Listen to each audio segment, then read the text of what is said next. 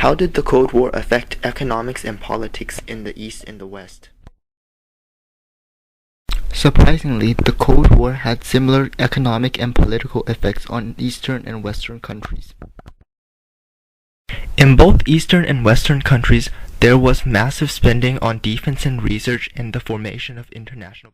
In Western countries, there was internal dissent due to the country's involvement in foreign wars. On the other hand, in Eastern countries, there were internal revolutions due to a desire for more freedom.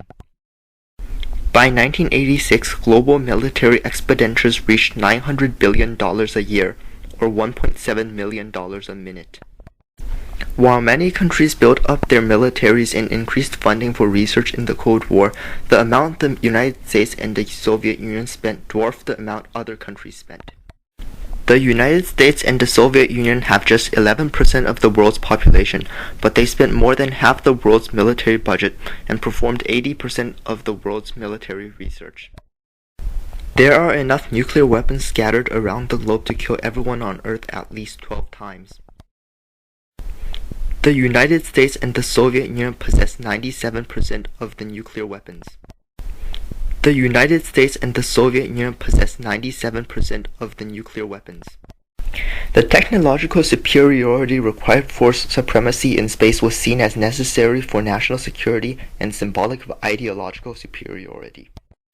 In 1957, Russia successfully launched Sputnik, the first artificial Earth satellite, causing the United States to accelerate previous military space and missile projects and to create NASA, a civilian space agency.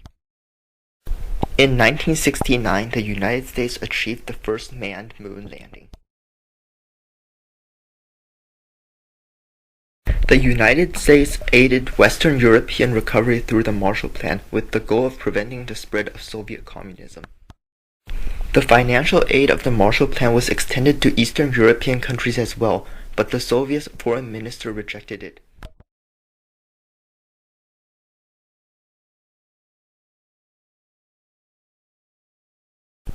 The Marshall Plan and the Molotov Plan created loose alliances, which solidified in the name of collective self-defense.